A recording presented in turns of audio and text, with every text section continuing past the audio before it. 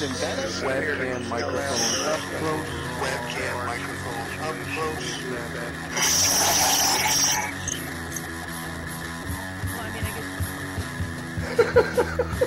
At the age of 19 in 1962, she was a... See, but I have the files.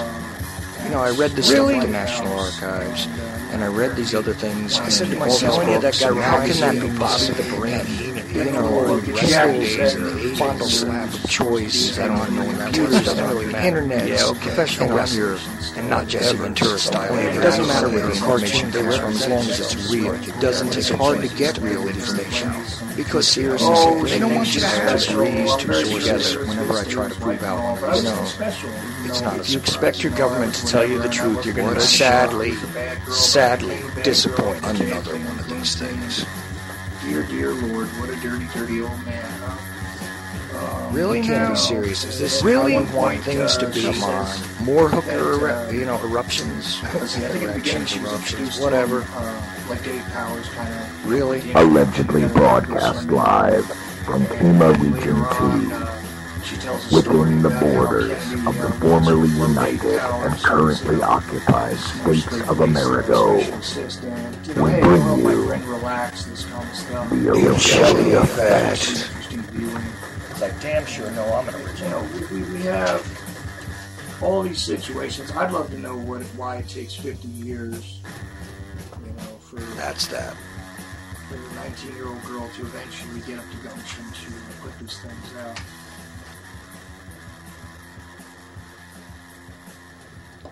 And we are back to live programming on UCY.TV radio. This is the Ochelli Effect. I am Chuck Ochelli, your host, quite obviously, from all that obnoxious bumper music. So, another Saturday night, and more fun with trying to connect with people. I gotta love it, I'm telling you now. Last Saturday I wound up just going off the top of my head trying to figure out what to talk about. And, of course, my guest didn't arrive, and I should have known better today because for some reason or other, here we go again. I'm going to see if I can add Allison Bricker into the call, and we'll find out. Hey, Allison.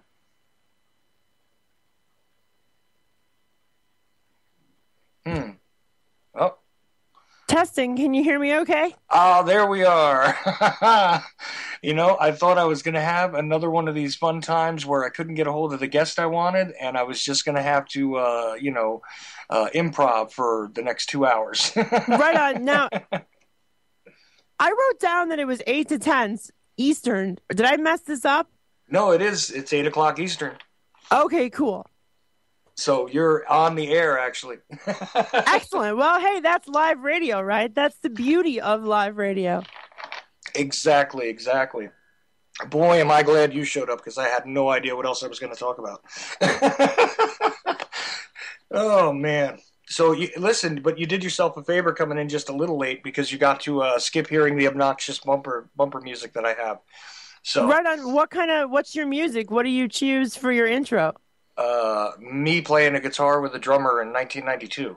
So that with a bunch of my own voice overdubbed. That's about it. Right on. So does that mean that you're like a Gen Xer then? You got it.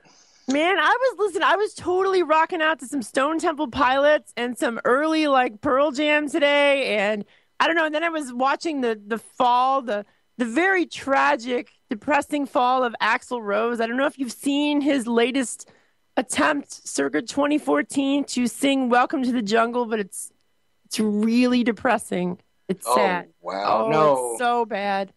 A few years ago, I caught a look at him, and he was really, really heavy. I saw. Yeah, that's it. He's really, really winded. He can't sing Welcome to the Jungle at all. It kind of really ruins like all of my middle school memories of how awesome of a song. I don't know if you liked Guns N' Roses, but personally, I thought that was a pretty awesome song. That and November Rain they were excellent. And Patience. Yeah, exactly. The whole Lies album, the Live Like a Suicide EP. Of course, everybody remembers Appetite for Destruction. if you're my age, you had to have remembered it because, believe me, MTV, when it did play music, there was music television at one point, and they played that video constantly, not just on the Headbangers Ball. Look at how I date myself real quick. The Headbangers Ball. Oh yes. Now was that with like Ricky Rackman, or which version of that would have been like in the late '89 to 1990? Well, see, now I am old enough to remember that Ricky Rackman was not the permanent host. Initially, they had rock stars come on that show and host the 2 hours of mayhem, and Ricky Rackman wound up sticking in there because he was actually a club owner in L.A. And this is how this got done. Right on. I listened more to 120 Minutes, like the Smiths, The Cure, but I do recall like Glenn Danzig punching Ricky Rackman. I remember that was a huge deal. Oh yeah, definitely. And we're walking down memory lane here just because, so everybody knows. Right. I didn't even go ahead. I was going to say, you said your bumper was like from 1992, and I don't know why I ended up in like a nostalgic reminiscing, hey, I want to hear some old Pearl Jam and Stone Temple Pilots, but today just seemed to be that day. I don't know if it was the fall, and I just love the fall, and it makes me nostalgic just as a season, or what. It sure does. As soon as the weather starts to turn, and of course I'm in North Carolina now, so the weather hasn't quite turned like I was used to in Jersey. But as the weather starts to turn, yeah, I do wind up having to wax a little bit nostalgic about things like this, and remembering things like the Moscow Music Peace Festival, and which was all a big scam so that Doc McGee could get off on his whole. But anyway, whatever. That was an interesting time in culture as it was, and of course I was a weird guy because I sort of straddled between that and the punk hardcore stuff as well. Because I was a musician. I don't even think I discussed that with you when because we've only actually had one off the air conversation, you and I, and I didn't really tell you too much about myself because I was sort of just getting an idea of who you were, and I found it so fascinating that you were saying some of the very same things that I was thinking that I absolutely just wanted to drag you on here for an impromptu kind of discussion. So well, right on. I mean, look, I hung out with like our group were in high school was like the Island of Misfit Toys. So we had like, the Skaters. So I listened to a lot of Operation Ivy, The Cure, the Smiths, and then of course Glenn Danzig, and then somewhere along the line, hip hop came into the mix. So we were a really eclectic, weird group, but definitely kind of favored the Skaters and the punkers. Yeah, see, I went back and forth as a musician, even in high school at the time. I mean, I used to be out in the clubs until 4 o'clock in the morning, and then have to crawl into school around 7. And I mean, I opened for a lot of different interesting acts and things over the years, and really enjoyed myself in the metal / punk world. Even at one point, here's a scary name for you. Ready? At one point, I even opened for Gigi Allen. For God's sake! I just saw like an old interview of him. Like God. On like the Jerry Springer show. Yeah, well, second to last show, because of course he died at the gas station, which is the name of the place in New York. He died right after that show that lasted about 10 minutes. The second to last show was at the Fast Lane in Asbury Park, and I was one of the opening acts. No kidding. Yeah, no kidding. So believe me, my background is very, very strange and twisted when it comes to this stuff. It's like, I definitely have had a rebellious sort of strain in my DNA probably since the day I took my first breath. So it is what it is. But what I really found curious about you was that you are going through one of the very same sort of personal debates that I am, and you're doing it. You did it on the air a bit, and you talked to me privately about it a little bit, and I thought it was really fascinating because as we watched like the Liberty Movement as it is today, continue to move forward or sideways, depending on whose view you listen to. A lot of us are discovering that we're quite a bit more akin to the, ready for the bad word, the anarchist kind of way of thinking. And sadly, although we would love to embrace this wonderful Constitution, it has failed. in my opinion, for the people, we don't. This is, again, my opinion, so I'm kind of tagging on to what it is that I've heard you say. But I feel the same way, is that, at this point in time, it would be great to endure that sort of self-responsibility once again. We don't need this larger, interconnected, great, big daddy government to take care of us all. If we actually just cooperated as reasonable and decent human beings, we wouldn't require any of this stuff. But of course, we have the other caveat to that, which is that just because, say, our corner of the world behaves that way, it doesn't stop some other imperialistic power from invading our turf, so to speak. And then what would we do then if we don't have some sort of collectivist view regarding defense and things like this? Right, and this is the personal debate that I go through all the time about these things. I mean, I would love to see our system of government, as it was first explained to me anyway, be resurrected. But I'm not sure if it's too far gone, or if we are, in a time period where we may be able to recapture that. I mean, this is the kind of thing that I go through, and like I said, none of this stuff is ever scripted or rehearsed. So you're hearing like my raw thoughts right now, and I know that by listening to you, that you must be in not necessarily the same exact area of space that I am thought wise, but I bet you it's not too far away. So. No, absolutely. We are absolutely close. It is definitely, I struggle with the same exact things. I think personally, the bloodless coup of 1913, the income tax, direct election of senators, and creation of the Fed was, it was the end of the Madisonian Republic. It was the end. And then, of course, we had the permanent standing army come in after World War II, which we had never had, and Madison warned pretty explicitly about. And then we have this system called universal suffrage, which it sounds so innocuous, but it's such an awful system. Like, voting totally shouldn't be on your color or your skin or your gender or whatever. But the notion that somebody that owns absolutely nothing can vote for somebody who promises to take more of my stuff away is totally not fair. And I don't want to participate. But at the same time, like you just said, then I wonder how come. What is the problem? Have they just, nobody else in the world has read enough Rothbard to set up this beautiful, like, organic chaos of anarchy? And what about, like, your situations in, like you said, what about Somalia, where we've been waging a covert, we being the U.S. imperial government, has been waging a covert war since, like, 2006? Or what about Liberia? Like, Liberia is such a bizarre system. I don't know how much you know about the history of it. It's kind of neat in the fact that Quakers and slaveholders were able to, even though they're like disparate views, we're able to come together to work together, which in and of itself is something that seems impossible. Like, if everyone doesn't pass the litmus test, then you have to hate them, is kind of the climate that I always get, or I kind of feel that we live in today. So it's interesting that Quakers and abolitionists and slave owners actually work together for differing motivations, but they formed the American Colonial Society.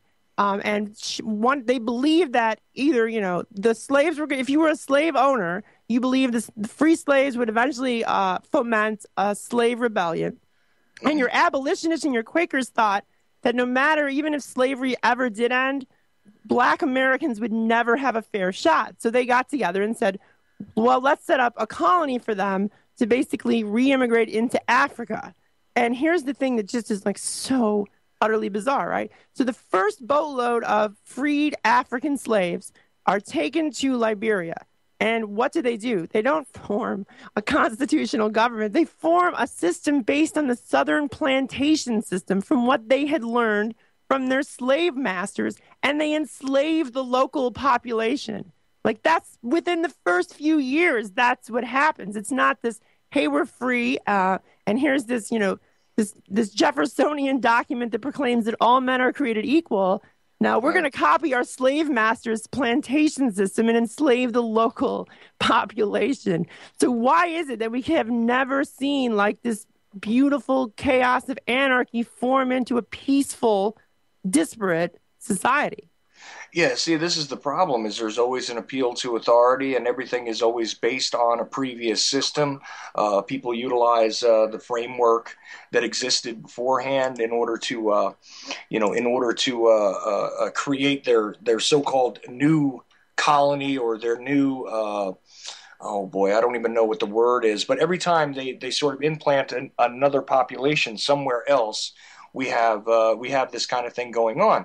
And I found this very curious, especially in light of, now I don't know if you recall this, but I mean, there was at one time in this country a very strong belief that was out there, let's just say, about Africans choosing to return to Africa.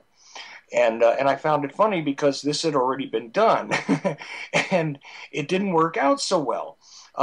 These were generally your sort of quasi-militant factions, long after the destruction of the actual Black Panthers, not like this operation we see nowadays, but the real Black Panthers that were destroyed by the COINTELPRO and all that stuff with the FBI. And, if you don't believe me, there's a guy named Joseph Green who chronicles this very well, discussing these kind of things. And you can look up some of his books and some of his writings about it.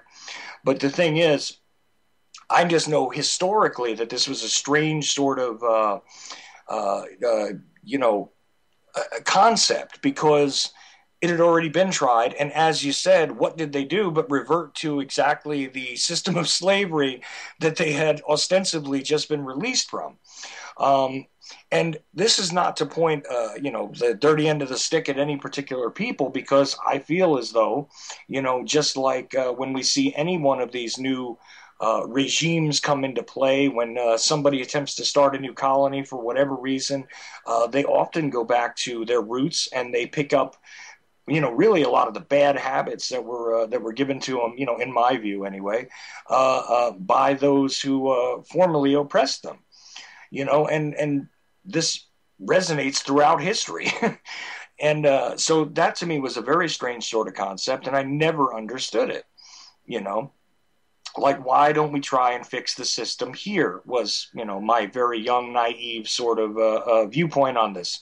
At this point, I see that there is no part of the system per se that is not corrupted, that has not been co-opted, that has not been bought and paid for by the larger corporate entities. And, and I mark a lot of this stuff, as you said, from 1913. But of course, the acceleration had begun in the 60s. And we saw the decapitation of a lot of the social movements, etc. So this, I think, was part of the overall suppression of any new ideas that could have come about, was sort of orchestrated at that time. Yeah, absolutely. Have you ever had the opportunity to watch, it was a BBC documentary, it was called The Century of Self, and they basically, I think it's part 3, speaks exactly to what you just said about how the CIA basically told, this is the BBC documentary, right? It's like The Century of Self. It was part 3. The first part is very, very interesting, covers Edward Bernays, who is the nephew of Freud, who really, really hated the average person, thought we were all basically animals. But by part 3, they're talking about the counterculture revolution of the 60s and how afraid both corporations and the U.S. government were. And they definitely went in to basically dismantle it, both from a marketing perspective and, of course, the CIA. These were when all the acid experiments went on in the CIA, and just all kinds of, COINTELPRO and monitoring war protesters. Absolutely. There was this gelling moment that was occurring in the 60s, and it was blown to pieces. And look what happened to the boomers, right? I mean, Bill Clinton was the first boomer president, and that guy was just as corrupt as all of the previous presidents that are, puppets that have occupied the White House. Well, right, and I always argue that the last guy that even had the inkling that he might have been in power was JFK. I think but I do correct myself sometimes because now this is an unpopular notion, but I've got to tell you that, in my opinion, Nixon was the last guy to actually stand up to the Central Intelligence Agency in a meaningful way, and they took care of that real quick by sending in their people to do his dirty work, which every other high level a politician had partaken in up to that point. See, there I go tripping on my tongue, folks. Keep score at home. That's number one, I think. The thing is that Nixon was taken out by a CIA operation. They bungled that burglary on purpose, and it was just a little too soon to put a bullet in another prominent figure's head. This was the problem. But of course, nobody has stood up to the agency ever since, and of course, the agency is completely and fully integrated into the corporate system.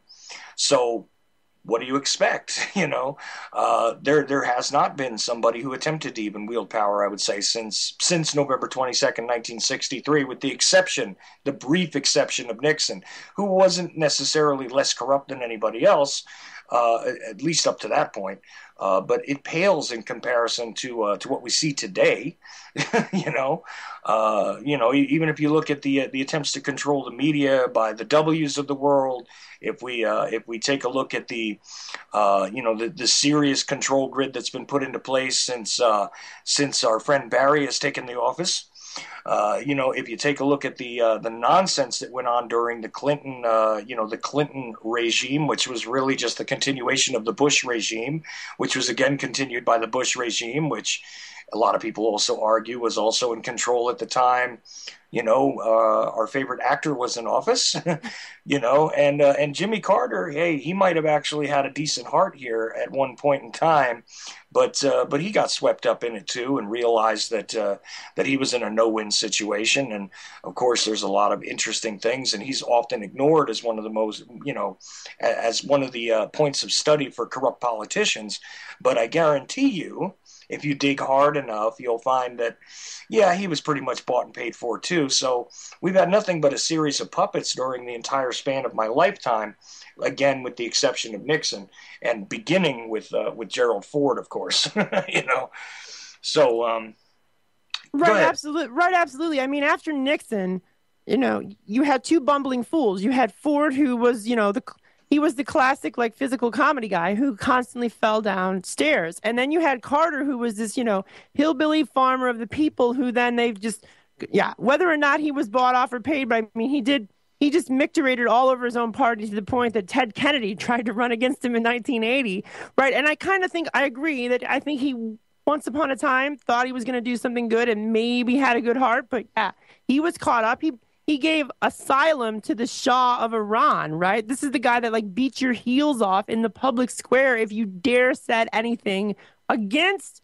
That's such an interesting connection, isn't it? The Shah, Carter gave sanction or sanctuary to the Shah, who was basically put in by the CIA under Operation Ajax. Under who was that? Was that our buddy Ike that did that? Yeah, Johnson turned it down, and then Ike went ahead and, at the behest of BP and the British government, basically overthrew the first democratically elected leader of Iran, Mossadegh, installed the Shah. This guy was a brutal, awful man who was just horrible. But of course, he placated to the people groups, right? He allowed women to vote, and he allowed women to learn how to read and become more active in education. That placating, and we see the same kind of placating to a people group in Barry, where he's placated to the LGBT community, right? He's put the first gay person here, or whatever, and blah, blah, blah. So it's kind of like all the same puppets and all the same kind of script. The script really hasn't changed a whole lot, because after Carter, who do we get? We get Reagan. And now Reagan was really outspoken against Bush for a period of time. And then all of a sudden, who ends up being the VP but the former head of the CIA, George Herbert Walker Bush. Right. And then, of course, who had been appointed in the mid-70s, according to his own testimony, after having no involvement in the CIA previous to becoming the head of the CIA, by the way, by who but Gerald Ford. Okay, and let's not forget that Gerald Ford is also one of the Warren commissioners. who gave us the lone bullet, the lone assassin theory, who gave us the magic bullet, who actually is responsible directly for changing in the final report the wording that said originally that he was shot in the back, and then changing it to shot in the back of the neck so that, of course, the single bullet theory could line up a lot better. But this guy's an honest guy who just happened to pick out, honest businessman George Bush, who had nothing to do with the intelligence agencies up to that point in time. Of course, I'm being facetious. But I'm sorry. Go ahead. I just had to throw that in. No, absolutely. And here's the thing. We're buried in this minutia of how corrupt is this one compared to the last one. Yeah, it's a total corrupt regime. And don't fool yourself. We are living under a quasi-military government known as the Central Intelligence Agency, and it's been that way forever. And why do we care anymore? I don't understand why anyone bothers, right? Because we could go through this history lesson of all these corrupt presidents and all their corrupt ties and how awful. But again, it goes back. The Constitution is completely not in effect. We live in a country where the executive branch says that it has the authority to kill you or throw you in a cage without any evidence or any trial or access to an attorney, which takes this country back pre-Magna Carta, right? This takes us back to the beginning of the 13th century is what America now operates in the 21st century. Why anyone consents, look, I really get all teary-eyed still when I read the Declaration of Independence. I think it's just a really excellent document, a very awesome rationale as to why, we have a duty is what it says. I'm not making it up. You can read it. And we have a duty to throw off such government when it becomes destructive of these ends. And we live in a system that is absolutely tyrannical. I don't know how anyone fools themselves into consenting to the system. If government derives its just powers from the consent of the governed, how in the world can anyone consent to a total scam of election? I mean, the guy is just a puppet that sits in the White House, that occupies the White House for however long they want him to. We live in a country, this guy, how in the world can the first black president be as bad as all the other white guys? I mean, to me, that just makes me very disappointed, right? How hard did he have to try to be worse than George Bush? Well, George Bush brought us completely back to before Nuremberg, and America became the torturer, and now America assassinates its own citizens. So, I mean, how are we still consenting to be ruled by this system? But here's the awesome thing, right? We're broadcasting right now, and I love this, that we have these tools available to us to bypass this system. We don't have to worry about reforming this system. We can just bypass it, whether it's through Bitcoin or broadcasting our pro-liberty, peaceful withdrawal of consent. This is an exciting time, right? We are living under a legal structure pre-Magna Carta, but we have this tech available to us, which is as revolutionary as the Gutenberg Press. It is such a yin and yang period. It's just kind of awesome. Yeah, see, now, and I, of course, always have to flip the coin over because that's just the kind of guy I am. I also see the danger in it because although it is a revolutionary time regarding the electronic media and independent media, this also does leave itself wide open for greater controls. I discussed this, last night with Randy, which I was on Liberty Beacon Network. Which you were also on before us, which we're going to get into that, where everybody can find you and all that. So I hope you got all that in order in your head because I want you to tell everybody. Oh, right on. But the thing is, just in case we get lost in conversation here, because I do that. I forget to say my own name, I'll tell you. But, no, same here. But the thing is that... I see the double-edged sword here too because I'm watching, the destruction of what used to be the hard copy press. I'm watching the elimination of what was, something that you could have a tactile interaction with that wasn't electronic. I'm watching the manipulation of history, which of course we all know has happened before, but it's happening in real time now. There are many gatekeepers put into place by the larger entities, the search engines, the Googles of the world, for God's sake. I don't even want to open that Pandora's box for discussion, but you know what I'm talking about. The thing is that we're also at a very precarious time when it comes to human knowledge, and here's why. I'm watching a younger generation come up because I have 3 kids, and they're in sort of diverse age groups. I have a 15-year-old, and I've got a 4-month-old, right? So you can see the span. But what I'm watching evolve is that they're not keeping knowledge in their own heads. They're relying on the Googles, the devices, their fondle slab of choice, like I like to call it. And that's all they're relying on for their base of knowledge, which means that at any point in time, the biggest player in the game gets to change the rules and the definitions of the language right away. You know what I mean? So it's dangerous in that way. Right, absolutely. Are you aware this is I have 2 teenage sons and they're driving me bonkers, but God love them. But yeah, they have their, what did you call it? I call it their fondle slab of choice. Their fondle slab of choice. Right on. Yeah, they all have them and they all look down and I swear they're all going to have tinnitus by the time they're 22. But yeah, absolutely. They are losing their memory. But here's what I find so utterly interesting, that both Steve Jobs and Bill Gates send their children to private schools, right? Of course, but private schools that do not have any computers. And you are not allowed, you have to use a notebook and a pen or a pencil. No computers whatsoever. This is Bill and Melinda Gates' children. And Steve Jobs always said in an interview, he even said, it's on YouTube of all places, that his children were severely limited in their access to how much they got to use the iPad or an iPod. It was not during the week. It was, very limited to the hour basis. So I think it's very telling if the people who gave us this tech don't even let their own children use it on a regular basis, because you're exactly right. We're losing our memory. We're losing our ability to recall certain events without being able to use Google. Right. And the thing is, it sounds rather fascinating to me because it sounds really, really eerily similar to all these doctors that don't want to vaccinate their kids, but yet they push vaccinations on the rest of us.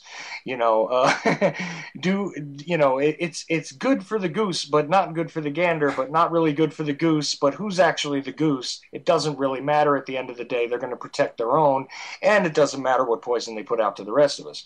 Always find that really fascinating. Well, that kind of ties back into that whole elitist mindset that was very much expressed by Freud. He really thought that the human species was an untamable animal, and that had to be controlled. And he's shared a lot of this with his nephew Bernays, which gave us the original form of marketing. Before, Americans were very utilitarian. Before the 20s, Right. You didn't need something. You didn't buy it just because. You bought it because you needed it, and it lasted forever. You didn't. There wasn't this planned obsolescence. Yeah, that's another interesting point, because right around the time that planned obsolescence comes into being is exactly after everything crashes and nobody has anything left. Exactly 7 years after we have you have the thing that happened in '07, of course, the panic that sort of justified the creation of the Federal Reserve, and then of course you have the Depression right after, so it brings everybody back to zero, and now they can reintroduce this whole new thing, which to me is almost like the beginning of pop culture in the 20s.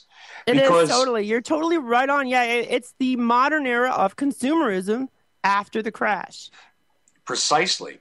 And what's amazing to me is that people don't see that this is the major distraction, which is meant to keep, your own intellectual capital, your own spiritual capital engaged in things which are absolutely finite, absolutely not the great pyramids or something that you could build that would last many lifetimes. No, nothing like that. This is all about investing your lives, your emotions, your minds into things which are meant to go into a landfill at some point or other. Sounds like a message to me. Look, if the work of your life is only relegated to involving yourself in such finite projects, in such deteriorating and really, how to put it, temporary structures, literature that's not meant to survive, any type of artwork that's not meant to survive, any sort of creative ideas that are not meant to survive. What does that mean for that entire span of those many generations, like almost an age of individuals which are disposable?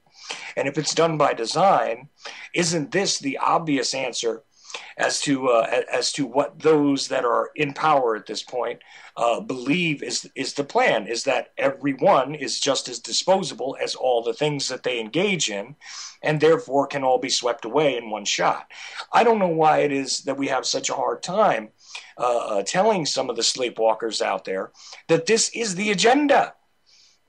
Well, yeah, they don't recognize their free-range slavery. I mean, I always say that the 13th Amendment ended slavery for African Americans, and then the 16th enslaved the entire population. And yeah, we are just free-range slaves. We get our little cars that are hugely do you know there are car loans now that last 7 years? A 7-year car note? I mean, that's insane.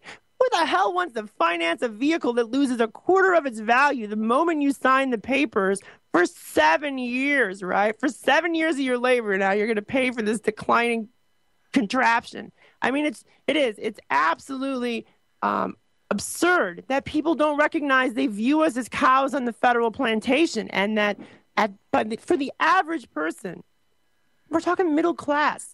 At the end of the day, at the end of the year, you're losing over 60% of your labor and your income to government, whether it's through direct paycheck withholding, or after you get your paycheck and you go to the gas pump and you pay the next 6 taxes per gallon with money that's already been taxed. When you add all of this up, they're taking more than half of what you earn, and that you don't recognize that as slavery is depressing. But then all you really need to do is read a government school book, and you will understand exactly why nobody really recognizes their condition. It is the Matrix to the nth degree. And I don't know if you've ever seen that George Carlin skit where he talks about they don't care about you. He doesn't use those words, but he talks about how they want people just smart enough to push the buttons and to not realize how they're being bent over and basically robbed blind. And that's what we have.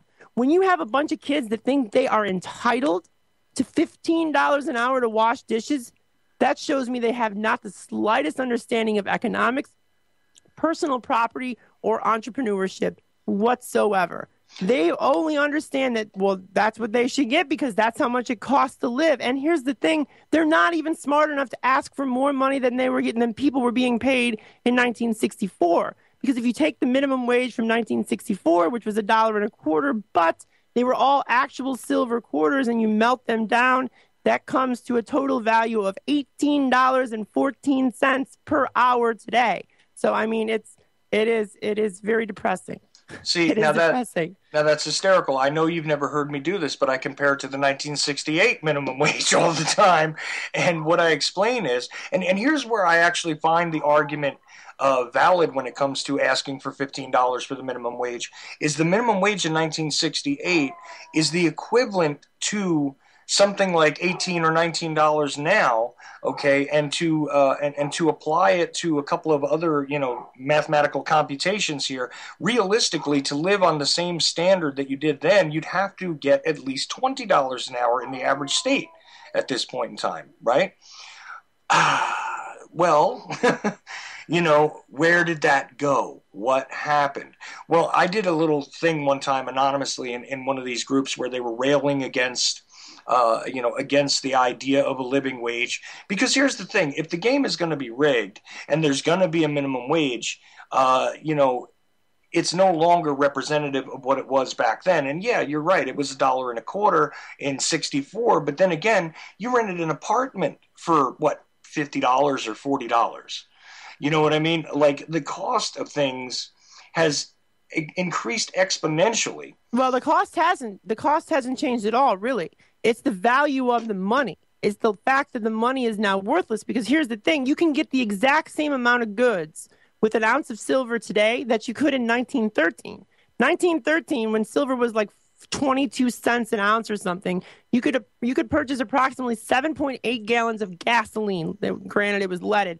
You can take that same amount of silver, 1 ounce, and purchase approximately the same amount of goods and services. It's not that costs have gone up, it's that the value of money has become worthless, right? Because, I mean, in 1964, we weren't off the gold standard yet. We were, but we weren't. And then Nixon's gold window completely closed it. But yeah, I mean, like if you look, 71. 70, yeah, Nixon shock. I can never remember the year if it was 71 or 72, but I think it was 71.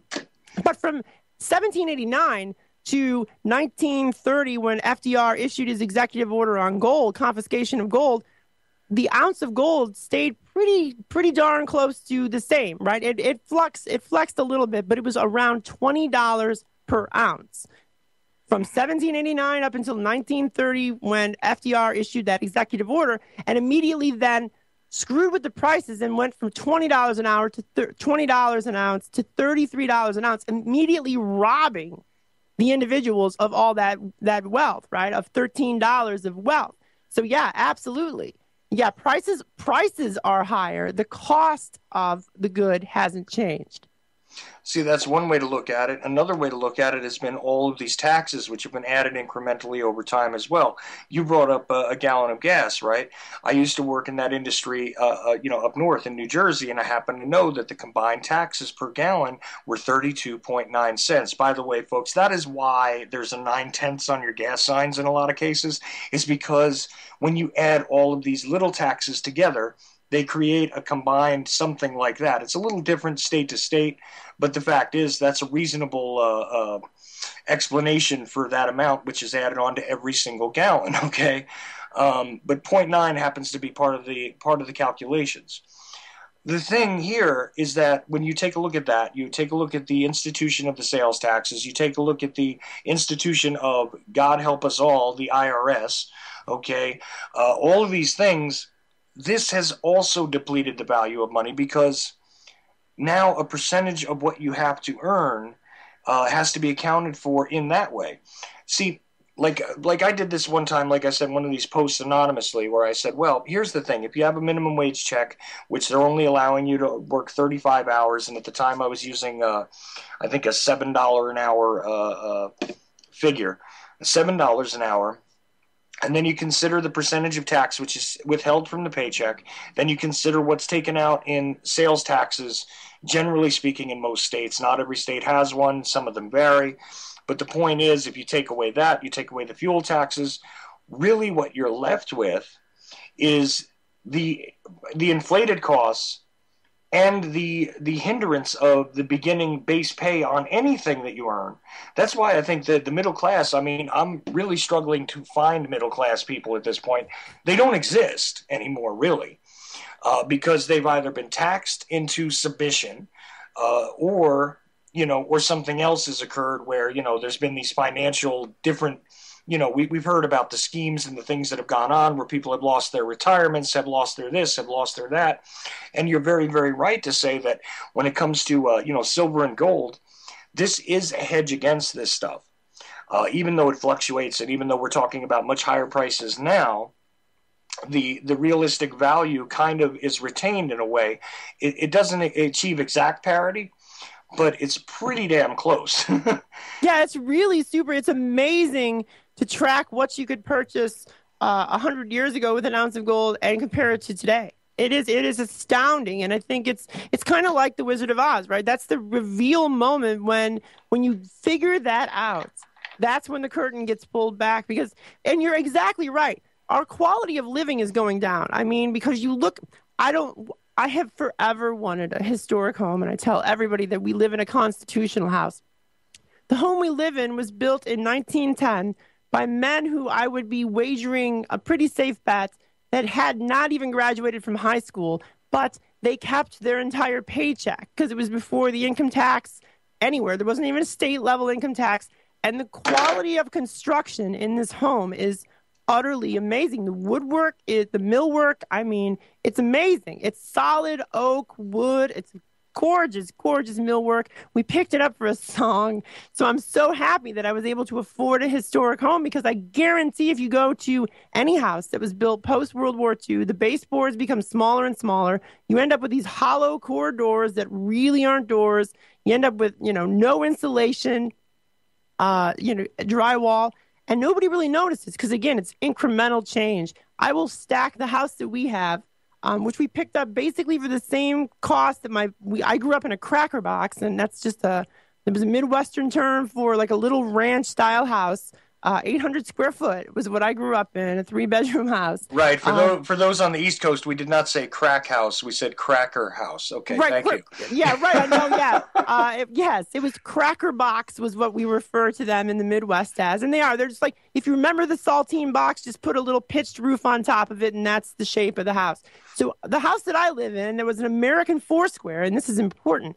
The American Foursquare was the most ubiquitous house for the middle class. This was like, the original design was by Frank Lloyd Wright, but this house was everywhere. This was the house that you could purchase out of the Sears catalog. And here's another interesting fact. The way that our homeowners insurance is calculated is based on the original labor and the original materials based on $20 gold and what that equals today. That's how our insurance agent had to calculate how much insurance we needed for the house. And he still said, there's no way we could even, if anything happens to the house, you'll never be able to find the old growth wood that's used in the millwork. You'll never be able to find someone to put in asbestos plaster in your house, which is totally safe as long as you're not digging around in the plaster. And I'll tell you what, I will take this house that I paid the same amount for this house that my parents paid for that cracker box. And I'm telling you, the quality of the house that I grew up in will never last 100 years. Ever, ever, ever. And this house is amazing. I wake up every day and I can't believe that I actually have this beautiful woodwork by men that didn't graduate high school and kept their entire paycheck. And yes, we had roads in the city that I live in in 1910. It's amazing. And again, it's kind of the reverse of the boiling frog, right? They're lowering our standard of living or our quality of living just a tick at a time where people don't notice. I mean, the houses built today are filled with, again, I don't know, hollow core doors make me cringe, and so do vinyl windows. I mean, I can't deal with vinyl windows. I want some nice sash weighted pulleys and some nice heavy duty wood. And I don't know. It's just one of those things that drives me crazy. Right, the old construction, and here's the thing: you're literally looking at what it was like to deal with a utilitarian, way of thinking. Your own home is a perfect example of it, right? The place that I'm living in, oh boy, built post World War II. Okay, there's lots of houses that look like it. I'm not a construction guy. I've got to tell you though that I see the flaws in this thing now that are horrendous. Nothing is even. The obvious geometric design here was not meant to last very, very long. It's just the way it is. And meanwhile, you would think that something that is if your house is 104 years old and my house is 54 years old, I'll bet you that mine's going to fall down long before yours does. Well, yeah, absolutely. I'll tell you what. I hired, when we were having the inspection done in the house, the guy, he was an older gentleman, and he said, I've never seen a house this square, ever. Ever. And it's 100 years old. I mean, and here's the thing, this wood, they call it tiger oak, because they cut these trees down that were super duper old, so you can't even get this kind of hardwood anymore. And if you Google tiger oak, you'll see why it's called tiger oak. And it's just so sturdy. And here's another crazy thing that you never think of.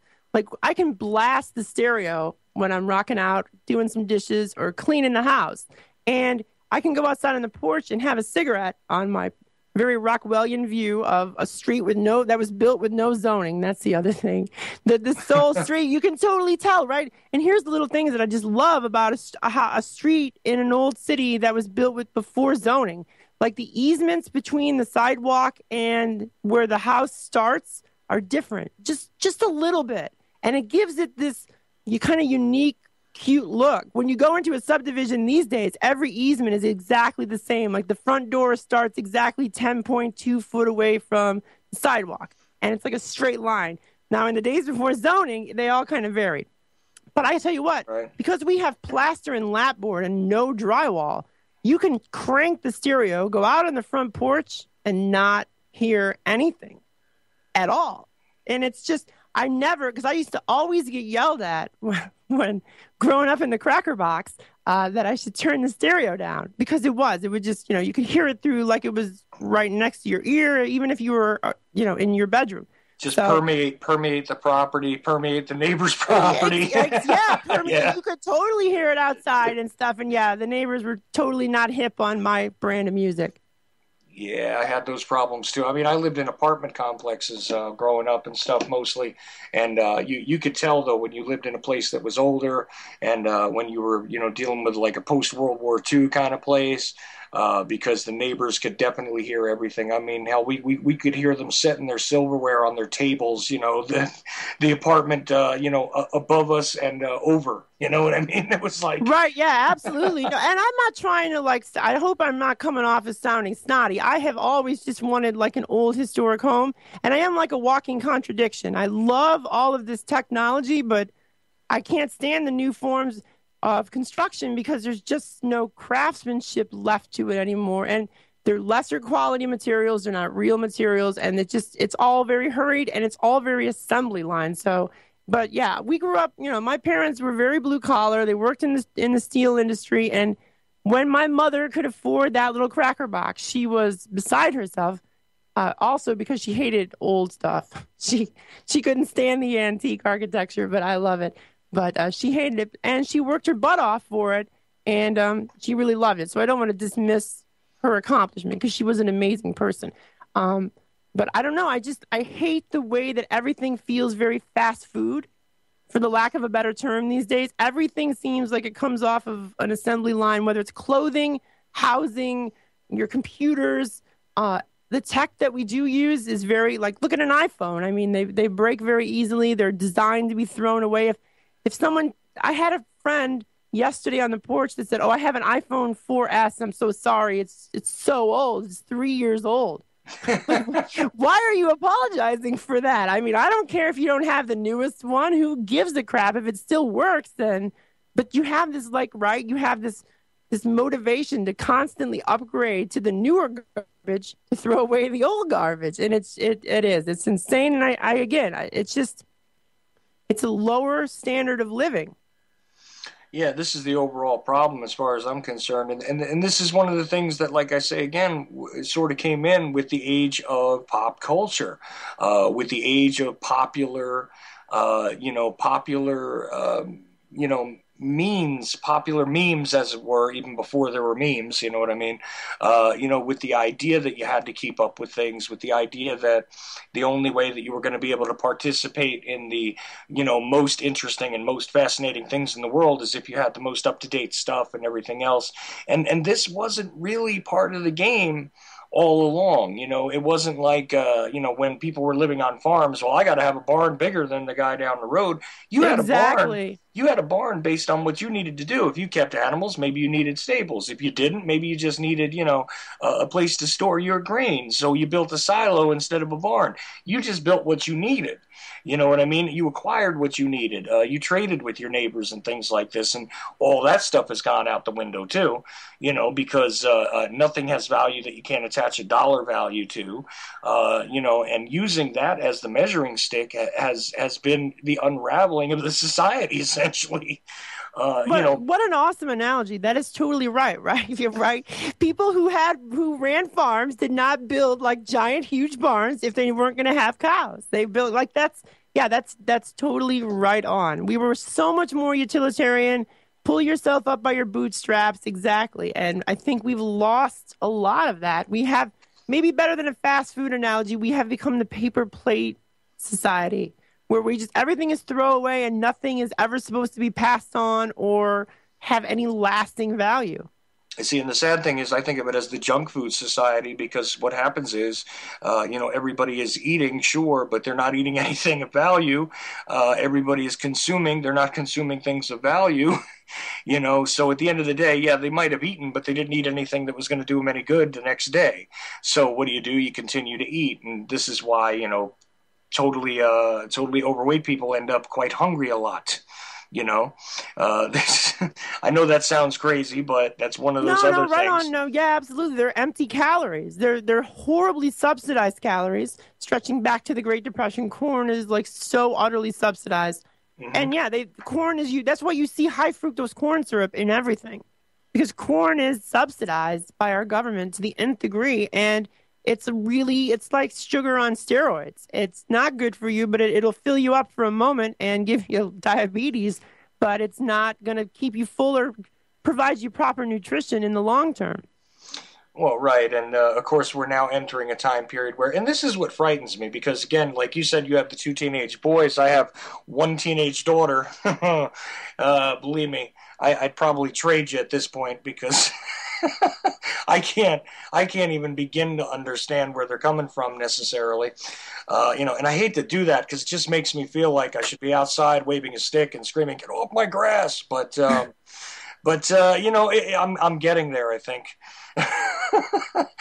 But it does amaze me about what's coming next. I mean, in one way, I see that the next generation is going to be a lot more intelligent in certain ways.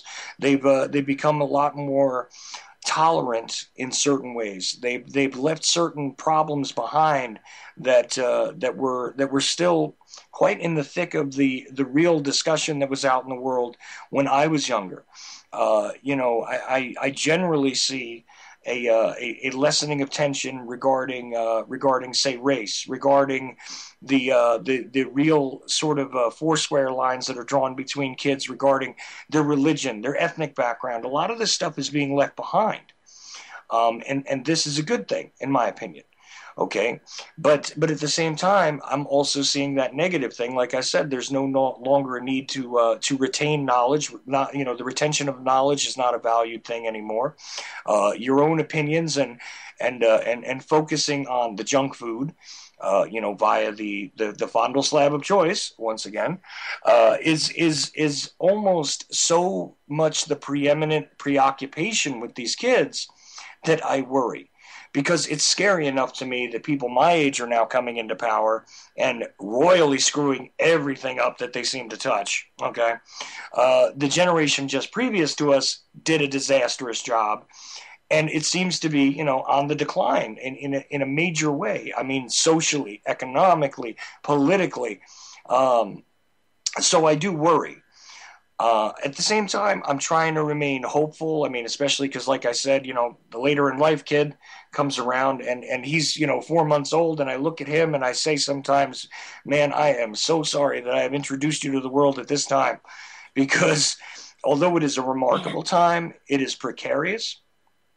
And it is at the same time, though, rife with opportunity for all sorts of revolutionary thinking. But it's going to take some very unique and rebellious individuals who don't want to suck themselves completely into the matrix to carry this forward. I mean, I don't know how you feel about it, but that's where I'm coming from at this point. Nah, right on, man. There is like this universal echo of we tell our boys the same thing. Like, we're sorry. We would not want to be alive, or we wouldn't want to be teenagers at the moment that you guys are teenagers, because it is. We tell them the same thing. It's so precarious, and everybody expects you to just like be involved in entertainment, and it's the next big bread and circus. And gosh, we tell them the same thing. We apologize to them and we tell them, I'm real happy I didn't go to high school with Facebook and Snapchat. I don't know if I could have made it, because I would have, I don't know. I mean, it's not something that I could imagine tolerating. And it's interesting, how we get a lot of garbage, kind of like Vanity Fair is not really known as being, highbrow, I guess, on the American side. But there was an interesting article in the French version written by an American author, and it was called Generation Wuss. And it's about the millennials. And his name escapes me at the moment, but it was really an excellent article about yeah, just what you said, that they have broken down a lot of these barriers that were just absurdly stupid for no reason other than you look different from me or something. Like Right. that kind of stuff. Right. They have. But at the same time, they've been taught so much political correctness. Like the Gen Xers started getting kind of slight doses of it, but they've been imbued with so much of it that there are no losers or whatever, that if you criticize them at all, they just like shrivel up into the fetal position and are just destroyed. And they are utterly narcissistic to the end, never ending interfacing with these tech gadgets and Snapchat and Facebook.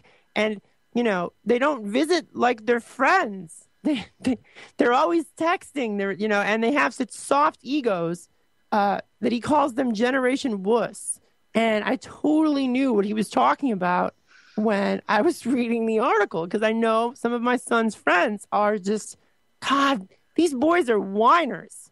These boys are whiners, and I fear for how they're going to survive in the world, because they're I don't know, they're just not. I don't know. They don't seem very well prepared. And maybe I'm just getting an old fogey, like you said, and want to shake a stick at the kids to tell them to get off the lawn. And, every generation is like, fearful for the next generation. But I'm telling you, these kids are soft, and I'm not the only one that sees it. I mean, this guy has labeled them Generation Wuss. We were labeled slackers, right? We were the lost generation. Oh, yeah. We were slackers, but nobody called us wusses. No, we were lazy but dangerous still. Right. Somehow. Again, right. We were lazy and cynical, and I do agree with that label that we were entirely cynical. I mean, I have no faith in any of the governmental institutions whatsoever. I mean, they're all just constant liars. I mean, and this most recent thing with the CDC just once again shows how utterly stupid and incompetent they are. And and like little children, they will lie to cover up their own stupidity. See, and the fun part for that, and believe me, I took a lot of crap recently because I did a 2-hour show, an impromptu thing, discussing how the agenda of blurring the lines of sexuality and trying to go to the politically correct nth degree is actually a damaging force in the society at this point, right? I took a lot of crap for that, but that's my own opinion. Okay, but I also took a little bit of crap again because, look, it's not just that they have gone into this situation where political correctness has swallowed them, but that narcissistic thing that you kind of went over really quickly is so prevalent at this point that they are truly the centers of their own universe. And I'm not saying that your kids are this way, but I do recognize some of these things in my own daughter. Unfortunately, no, we see it. We see them in our boys as well, and we give them a hard time. And here's the nicest thing that I just accidentally stumbled on. They weren't doing their chores, so I shut down the Wi-Fi until they would do their chores. And they're not even hard chores. They're like, take out the garbage and pick up the dog poop. That's nothing really difficult. Just do that kind of stuff. But it was kind of a win-win situation because A, if they didn't do them, it was really easy for me to accomplish. And then B, I got what I wanted to, was less time on the gadgets. So it was kind of a win-win. But yeah, I don't want them. I fear that my sons think that you make a YouTube video and you become famous, and that's what your job is. And my one son is, very, very intelligent when it comes to math, and he wants to be an architect and an engineer. My other one is more kind of, he scares me a little more, that he's more enthralled with the notion of media to the point where that's the career, famous for nothing other than being famous. And I'm not sure how to combat that as a parent. Oh, yeah. It's scary. It is frightening.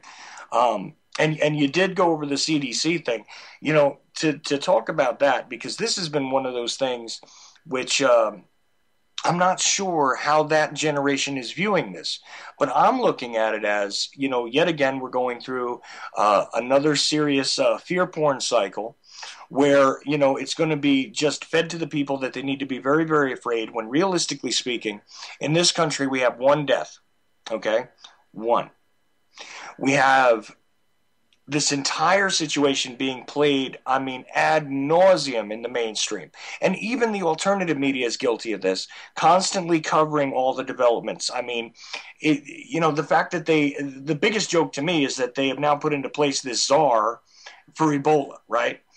That is the biggest joke in the world. And take a look at who he is. He's a campaign organizer. He's a chief of staff for vice presidents. So they didn't even send us the A-team BS artist for this one, did they? Work in collusion. Right. Yeah, they gave you the worst possible person. And I can tell you this as a former political consultant. They gave you a political consultant. Those are the worst. What? How the hell is that guy going to be in charge of, like, an Ebola outbreak? What is he going to do? Like, schedule GOTV efforts or do, like, mass phone banks? I'm not. Yeah, the worst person you could possibly insert for trying to imbue confidence in somebody that would be competent after the drop, the just complete display of utter lack of competence by the CDC. Right. I mean, I think it's like dropping a hairdresser into a tank and expecting them to take a town. That's about where we're at here. I mean, I mean, how do you see this whole thing, though? I mean, because I'm even hearing in alternative streams, and it makes me crazy. It makes me cringe, really. Go ahead. Well, it's just this big panic, this sort of like infused panic. Okay, yeah, the mainstream's lying to you about it, but we need to panic because they're going to do this to us on purpose. And to me, it seems as though it's a whole lot more effective to not have people get sick. And I do believe that this is going to blow by just like the swine flu did. Just like the avian flu did, just like et cetera, et cetera. I mean, if we think back to even, see, again, you're in my age group, so you'll understand this. If you remember what was going on at the time that AIDS was finally dubbed AIDS, because, of course, at first it was dubbed GRID in the mainstream media. But the thing is, once they identified what it was, the paranoia that ensued in the population regarding that disease, its communicability, its transmission, which groups of people you needed to avoid. Here's the thing. Now they've taken it away from, stigmatizing certain segments of the population, and it pretty much said due to air travel, due to the interconnected nature of individuals, anybody could be at risk anywhere. And even though it's not supposed to be airborne, but maybe it is airborne. And all these sorts of debates going back and forth. And realistically, I say again, why are we trusting what they're reporting, from Africa? Okay, because who are you trusting with these reports? Do we see anybody on the ground there who's actually an independent, who is actually giving us what the situation on the ground? I don't. We also have the interesting stuff that's come out, and of course, you have to look at media in other places because the American media is way watered down for us, as you just pointed out. Even in Vanity Fair, they got articles that they'll print in France that they won't print here. Right, okay. by an American author, by a guy that's a well-respected novelist. He wrote the screenplay for American Psycho. The guy is, and he hosts he does a podcast weekly. He's fairly well-respected, especially in media circles. They don't even publish his articles in America. Right. They had to take it to France. Yes. Right. So isn't that funny? And then meanwhile, we're getting these reports about people that are being paid to dump. I don't know if you saw this, but that are being paid to dump formaldehyde into water supplies, which do what? They cause Ebola-like symptoms. Right. So to me, this stinks again of a staged event. I'm not saying that people aren't dying there, but I am saying that with some sort of reasonable precautions, which are not being done. I mean, if this was a serious threat to the population, don't you think that some sort of meaningful, quarantine on travel from that part of the world would have been put into place? I mean, wouldn't this be something that, the UN, if it was doing what it was supposed to be doing, would have instituted and said, look, you're going to have to contain this, keep this in your own place. You know what I mean? This didn't happen, does it? No. Instead, what we have is the ad nauseum replay, the silliness of watching people get on helicopters, which I got to say, I love the guy standing there with the clipboard while everybody else has hazmat suits on, right?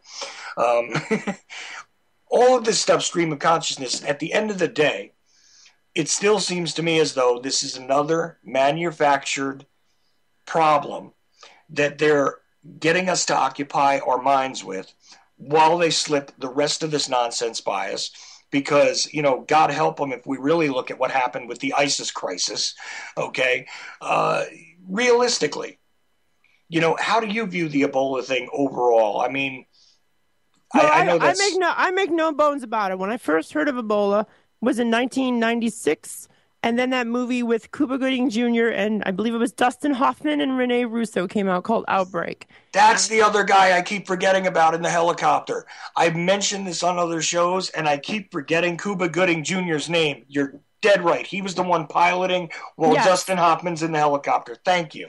Go ahead. That was the first time I had ever heard about Ebola, and it scared the living crap out of me because to me that just sounds like the most awful, horrible way to die. That your organs liquefy and basically you hemorrhage blood everywhere. Sounds horrible. I remember thinking in 1997, like, gosh, I hope it never gets here.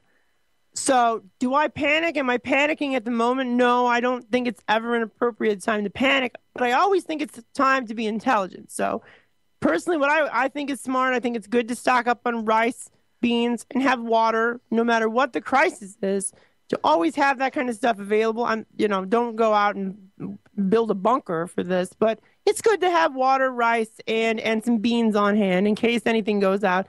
The thing that bothers me most, it's way too late at this point to institute a travel ban. This is history making in the fact that it's the first actual case outside of Africa, or at least they think it is. And the thing that bothers me the most is that the incubation period is 21 days, that it takes 3 weeks in order to really kind of show up.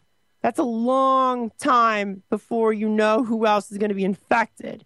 So that's kind of bothersome. And I will say that the CDC is kind of infighting with the Center for Infectious Disease Research out of University of Minnesota.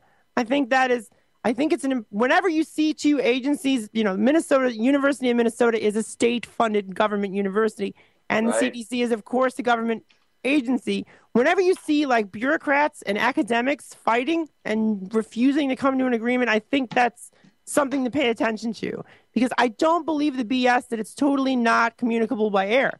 I don't think you can basically exhale and get Ebola, but I will say this. If you are in an elevator or on a bus and somebody sneezes and has it, then I think you could possibly get it. I think it's that's airborne, right? I mean, snot is airborne. So can you get it there? And how long? They can't really actually give you an honest answer, because the honest answer is we don't know, and nobody ever says that.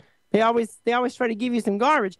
They always try to tell us that, or the repeated lie at this point is that you can only spread it if you're showing symptoms. Well, how long before you're showing symptoms? An hour before you're showing symptoms? Can you still spread it? And I think it's telling that I think the University of Minnesota might have a little more credibility on their end, for the simple fact that these two nurses that have come down with it, as well as the NBC journalists, they were all wearing protective outfits. It's a nasty disease. Do I think it's going to wipe out the entire country? No. But do I think they're doing it on purpose? No. I don't think there's a giant conspiracy. I think they're too stupid, as Christopher Hedges says, to steal what he says. They're too dumb to coordinate something that massive. Would it be convenient, I guess, for them? Probably not, really, to kill off a bunch of the population at this point, because without tax slaves, the economy is really going to collapse. Without tax cows to tax all day, they don't really want to do that. But I do so. Long answer is don't panic, but it's good to have, water, rice, and beans on hand. And if it does spread, then you're just going to have to use your own mind and say, am I concerned to the point of sending my kids to school or traveling on an airplane? I think those are all rational questions. But if you're watching CNN, a lot of people, do you remember after 9/11, there was relatives that I'm sure you knew a relative, or maybe you did it, where you watched Fox for 24 hours nonstop, curled up on the couch. Worst thing you could possibly do would be to tune into CNN or even reload the Drudge Report day after day or hour after hour. Man, just stay the hell away from that stuff. Watch your local news. Maybe check the web every once in a while.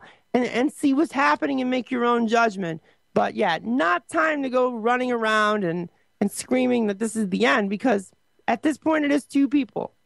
Right, right, and that's the thing, is that it has been seized upon though as a mechanism, and that you can't say isn't a conspiracy, because absolutely everywhere you turn, there has been a unified front here to keep it on the on the front pages. I mean, obviously, if it bleeds, it leads, and how better to bleed than with hemorrhagic fever, but.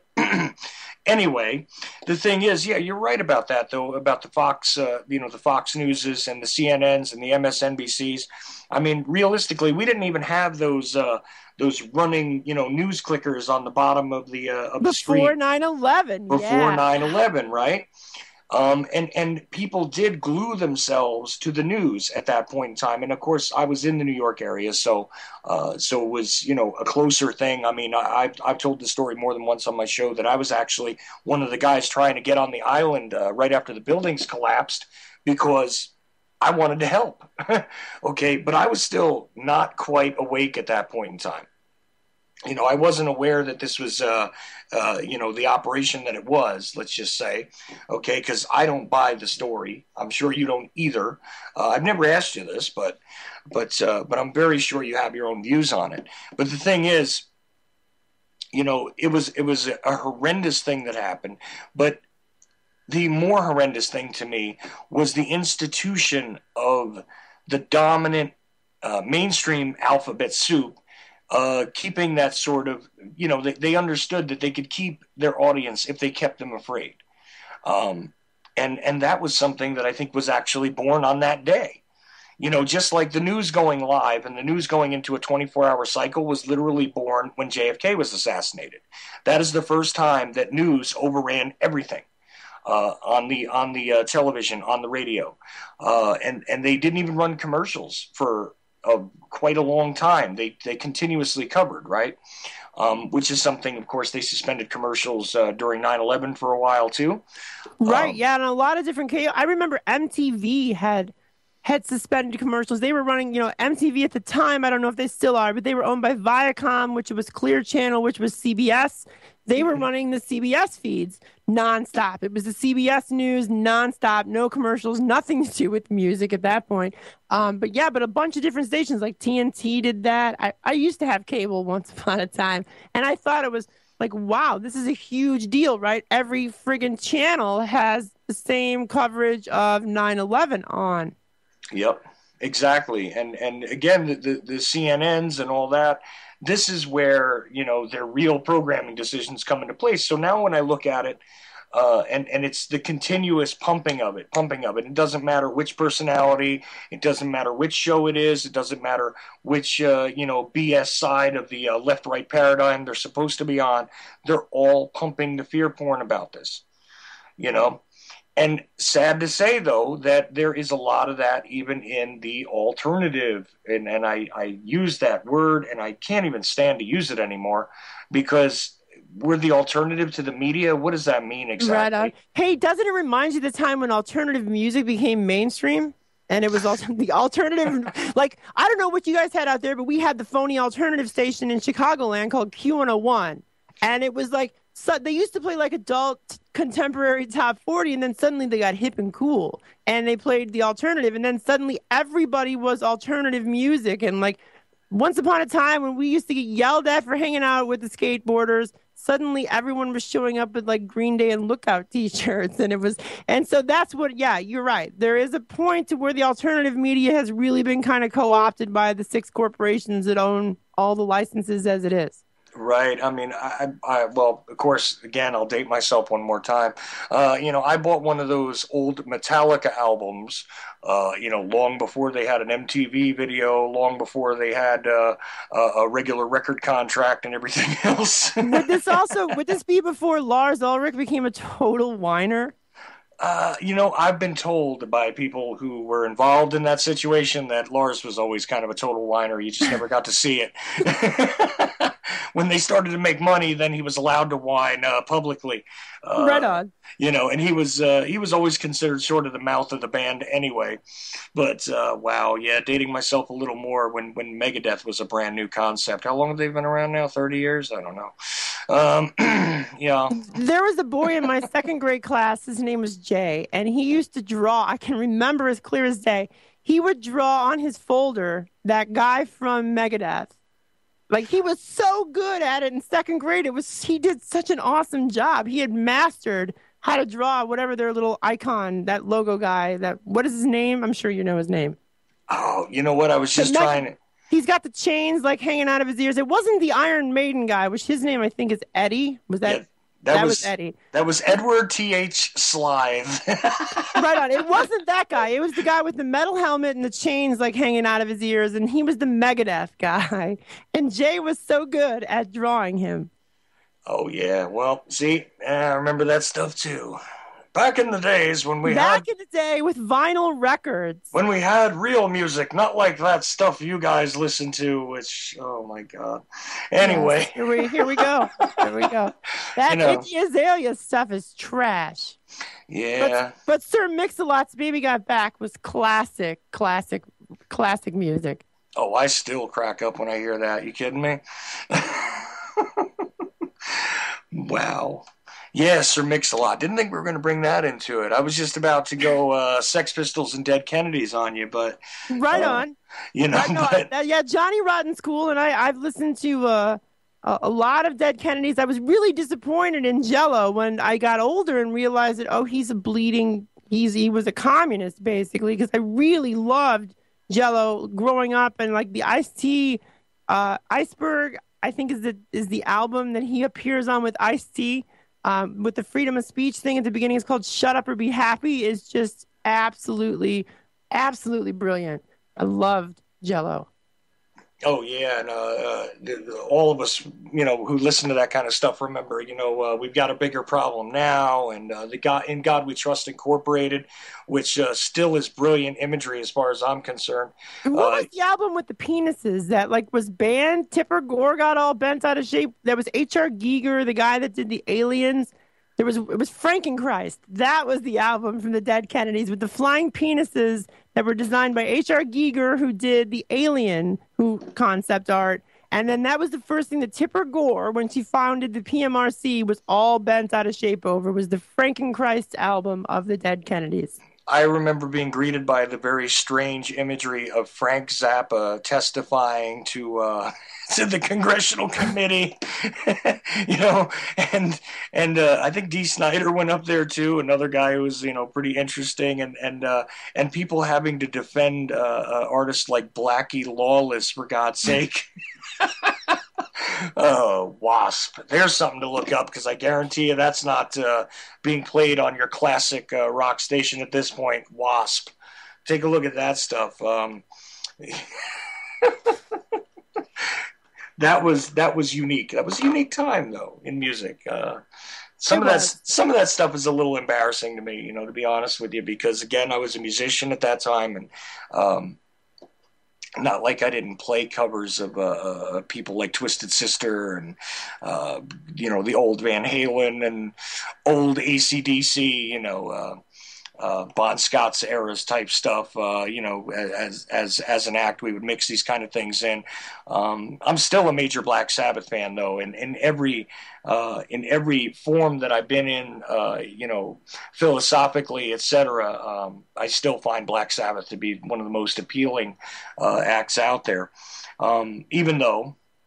And that there's a sad footnote for you, is that a guy like Axl Rose can no longer carry his notes, but a guy like Ozzy Osbourne, who can barely talk, can actually still sing. So there's something to be said there. There is. Yeah. But back to the point, right, was like that the alternative becomes the mainstream, and I think you're exactly correct on the same with a lot. I mean, the granddaddy of alternative new media, who is so hoarse at this point that he's really difficult to understand as it is. I had to quit listening to him during the swine flu outbreak because it was driving me bonkers. I wanted to dig a bunker in my backyard after you can only take so much of like the end is near, you're all going to die, the government hates you, the end is near, before you got to turn that stuff off, man. You got to turn that stuff off. Yeah, that's the thing. And just by the way, because we are actually just about an hour and a half deep now, by the way, time flies. It does indeed. If anybody wants to join in on this conversation, you don't mind if I take phone calls, right? No, go right ahead. Yeah. Okay. If anybody wants to join in, of course, the number is 718-717-8296. And I will add you right in. No screening, no nothing. That's the way that goes on here if you want. But I do reserve the right to turn away certain people's phone numbers. Just making that little, caveat there. Okay, because I don't want it brought down. But because I'm really enjoying this conversation. I'm really glad you joined me tonight. And before I get completely off onto another weird track and we wind up talking about my love of cartoon art or something next, or comic books, we might end up in the comic book area somewhere. I want to point people to where they can find you. As I did mention earlier, you're now being aired on the Liberty Beacon Network, which as of right now, you're on Fridays. But you're also in other places and you do other stuff. So I wouldn't mind if you go ahead and, give that stuff all a plug for me. Right on. I guess the easiest way to find me is to go at this point. You can go just look for the Allison Bricker Show in Google. I'll show up probably in 3 different places. Truthbetoldmedia.com, WGRRDB.com, and where's the other one? DailyPaulRadio.fm. I will show up. My show pages are hosted all there. And then if you want to find me on Twitter, I'm at Allison with 2 L's _Bricker. And that's pretty much where I tweet from. I used to run the Smoking Argus, but it's long gone at this point. So those are the best places to find me. You can follow me on Facebook. It's facebook.com/Allison Bricker, all smushed together. Twitter is at Allison _Bricker. Otherwise, you can find me at truthbetoldmedia.com, dailypaulradio.fm, or WGRRDB.com. Awesome. So that's it. Awesome. I'm glad I didn't have to read all that because I probably would have messed it all up. So that's okay. Thank you for that. Well, I'm still looking for like the perfect URL where I can just have like it filter all of my links and you can just go to that one because, some of them are real tongue twisters. See, I would just shorten things a little bit, and I know this is a crazy suggestion, but, just file it somewhere or don't. It's up to you. I would just attach myself to the A brick, because if you're the A brick, then you're the starting point for the building blocks. You know what I mean? And you can utilize that imagery. I like that. That's just what occurs to me. If I wanted to streamline you into one particular, logo, I would probably go with that, and then the A brick is the Allison Bricker Show, et cetera, et cetera. I don't know. I like it. No, I was considering getting the domain the Allison Bricker Show. It's totally horribly long, but I figured that was easy enough to say because you always get how many L's do I have? Do you have a Y in your name? Is another question I get. Or when I say WGRRDB, I'm normally asked 7 times, is that a D or a G that you're saying? So, I like the A-brick thing. I like that. I was just thinking that would be a great little way to streamline it. If you had the abrick.com and you just gave everybody the links to everything, that would be awesome. So, I don't know. Right. No, that's a good idea. I should go check to see if that's... Somebody listening to the show is going to go reserve it and then charge me $10,000 to grab it, which I don't have. So if you're going to charge me $10,000 for a domain name, sorry, you're SOL. Yeah, you're beat because she'll have to just go to something like the real Abrick or something .com. Exactly. Yes. Yeah. Oh man. And this is coming from a guy who can't think of anything better than to stick his own last name on his show, which nobody knows how to spell. So it's awesome. Right on. I know how to spell it. I had no problem guessing the spelling of it.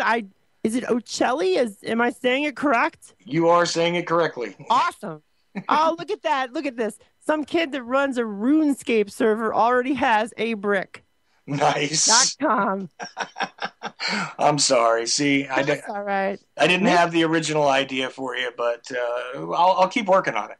No, well, hey, that was a good off-the-cuff one. I think that's brilliant. So like I said, we're getting down to that last half hour, and of course, I find this really fascinating. And by the way, for those who forget, you are listening to the Ochelli Effect, which does originate with UCY.TV, which is at UCY.TV/TOE. And of course, if you go on there, there's a chat room if you want to join in with the people there. There's some interesting individuals in the chat room always.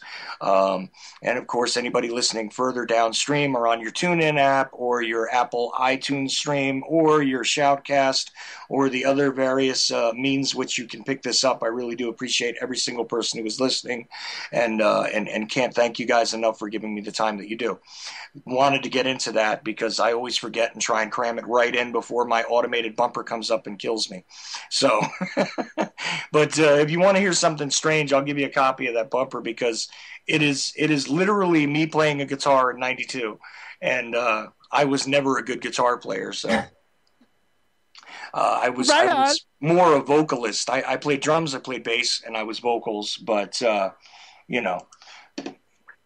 Oh, well, now hey. how do you have me mix minus ditto? Do you got a call coming in? Yeah, actually I do. Awesome.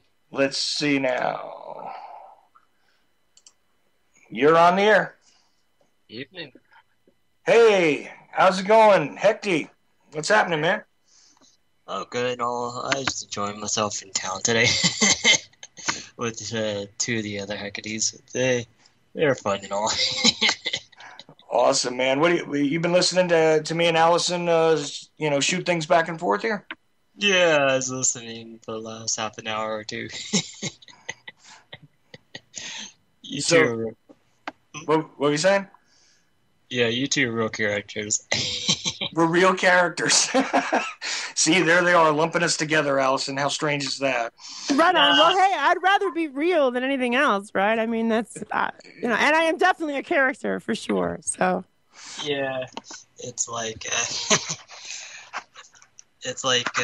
each person's a character in their own fashion, but yeah, I was saying, I remember hearing about the comment kids with the fondle slab of choice with that earlier. I heard about that. Well, yeah, that's what I call it. I mean, it's even mixed into that horrendous overdub of all my voices like 10 times over, right? Where I talk about that. That's just one of those terms I adopted because it covers the cell phone, it covers the tablets, it covers, these new whatever the hell they are, touchscreen things. Yeah, I think my generation probably on that crap was like... Well, look, they had to give you guys something to play with. I mean, I think Allison and I growing up played more with, rocks and sticks maybe I'm speaking just for myself, but, rocks and sticks were the toys of choice for me most of the time. So, they gave you guys different stuff to play with. Well, in a neighborhood with mostly boys, it was a lot of tag and a lot of, hey, you're captured. And we're going to play war, so we're going to tie you to a tree. So there was a lot of that kind of thing. Oh, yeah. Oh, man. We've had that with here, but let's just say with more solid type stuff where, let's just say a paintball with a shotgun gets you ideas. Well, yeah, that's because you're out in that Vegas area, right? I mean... Yeah, there's that, and there's also... there's midways, but you never know with that deal, with that ringling circus.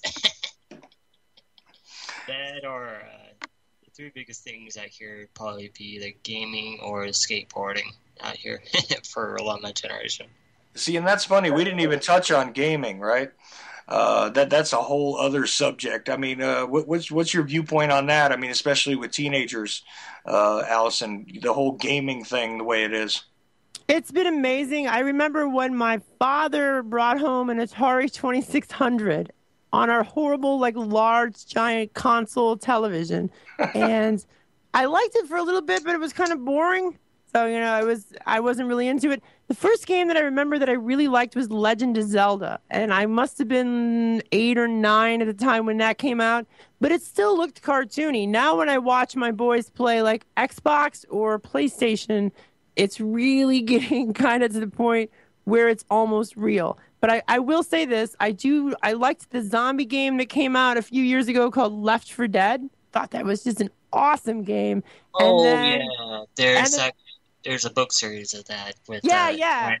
Yeah, it's an episodic game. Yeah, there's probably a second season of that thing out. Right. No. I'm no, not the Walking Dead one. The Left 4 Dead one, which was just like there was like 4 survivors and it was a co-op multiplayer online thing. That one I liked. And then my son had The Last of Us, which has got to be the greatest storytelling I've ever seen in a video game.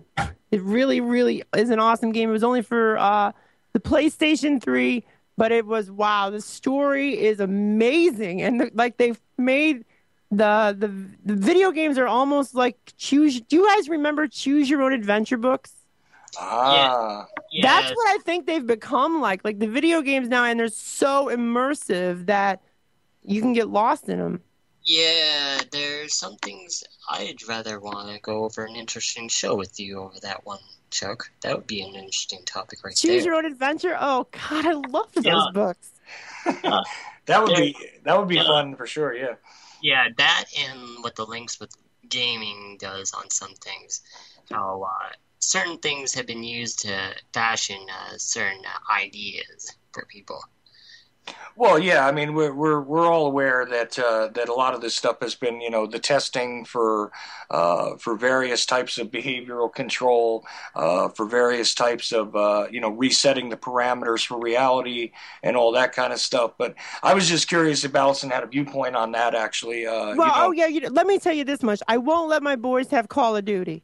None of those. None of the modern warfares. I don't like the notion. I played like 20 minutes of it on Steam, and it's way too realistic. But that's how they get these kids to keep volunteering to murder for the U.S. Empire. I mean, it's not a video game. You really do die, or you get your legs blown off when you go over there. I don't know. It's scary, so they can't. That's really only been my only rule is that no Call of Duty games. That's it. Yeah, I can agree with you there with those types. But even some of the zombie games have been used with that fashion. Right. Yeah. They won't tell you this with the scoring and all.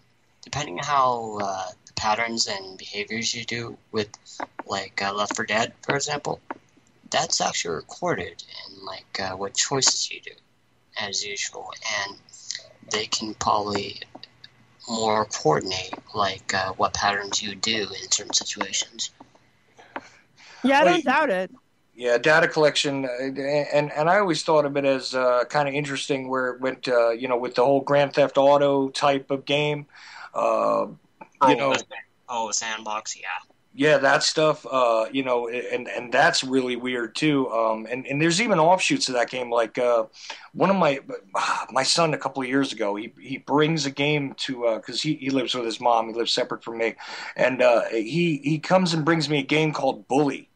Right now, the weird thing about this game is I'm watching it and it's totally encouraging. Well, if you want to be a bully, you can beat the crap out of people and you get points for it. And I'm like, isn't this exactly counterintuitive to what it is we're trying to teach? Which I think is out of control anyway. The whole bullying industry. Well, doesn't that bring us back to why they're Generation Wuss? I mean, it has gone completely the other direction.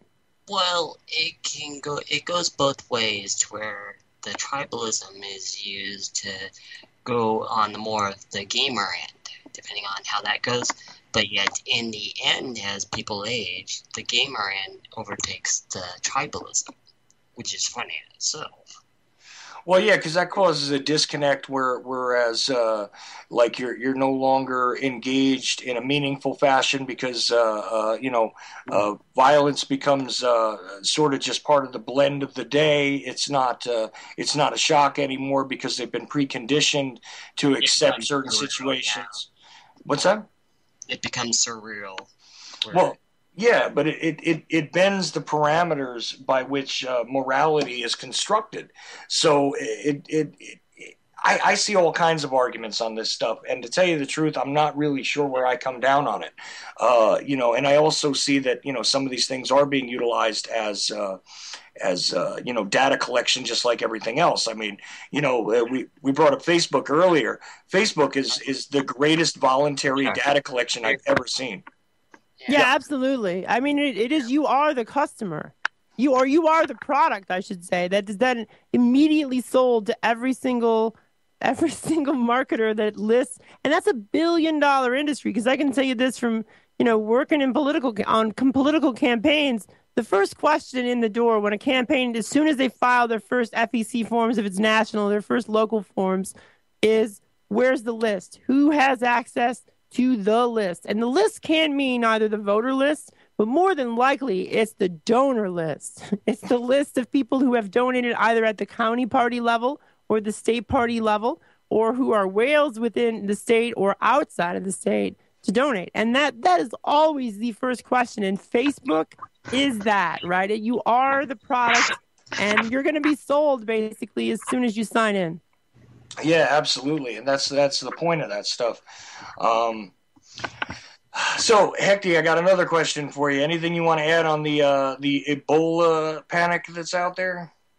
Oh, the current updates, to where some are being suppressed, some are being inflated in different countries. Well, yeah. There's all that going on, but of course, did you see the reports about? Because I brought this up earlier, and the formaldehyde, yeah. Yeah. Okay. Yeah, the formaldehyde, and you know what happened to? You ever wonder what happened to a lot of that aspartame that ever got shipped off to Africa? Well, see, now that's the funny thing to me, because, of course, if you take a look at the studies on aspartame, what does it eventually become in the system after it metabolizes from one thing to another, becomes wood alcohol? It actually ends up as formaldehyde and creates some of these continuous low-grade flu-type symptoms in people anyway. Isn't that kind of fascinating? Yeah, and then right after the mix and all that, after it goes through the water supply, you end up with something a little bit more concentrated then, and then mix pure formaldehyde with that. Then you make the new stuff that goes into your sugar shit over here. Yeah, well, that's the thing, is that where does it go from there? Your body can't metabolize. It can't actually cycle out the formaldehyde that you end up with. So what ends up happening? You have a residual, a totally unnatural chemical in your body that remains. Isn't aspartame a wonderful thing? Thank you, Donald Rumsfeld, by the way. Speaking of Gatesy Boy, it seems like a few of his properties have been seized in the Asian area, which I'm happy. Oh, yeah, well. Oh, yeah, dealing with his whole vaccine deal in India for a lot of think tanks, a lot of properties have been seized in some areas and being used to repay and help people in that case. But, yeah. Yep. Well, I hear you. So, Allison, what do you think about that? The whole, I draw a very loose sort of line there when I'm talking about aspartame, but, am I crazy, or doesn't that kind of happen? Right. Well, I don't chew gum that has it in there. So I only chew gum. I think Rumsfeld's a scumbag, and I think Cheney, and those two have been involved in government for so long that I want nothing to do with anything they're attached to. And I am more of kind of naturalistic and holistic the older I get, even though I am totally a failed vegetarian.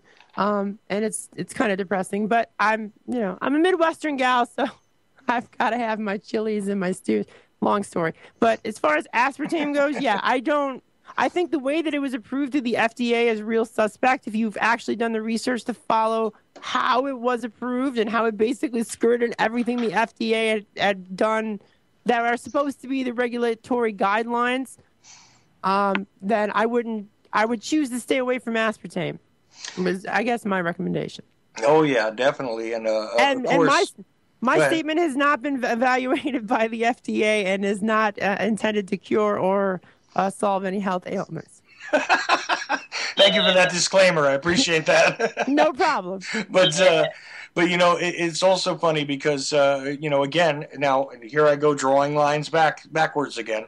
But where did we get Rumsfeld and Cheney from? Well, they were first introduced on the big stage in the Ford administration again. Do you realize that these guys have been around that long? Yeah, I mean, there's pictures of Rumsfeld where he was young or youngish, you know, and serving government. And what is he was Secretary of Defense in multiple administrations. Right, and what do you call it? Cheney was the White House Chief of Staff at one point. Yeah, there's pictures of positions, there's pictures of Dick Cheney with almost a full head of hair. Which is also very strange.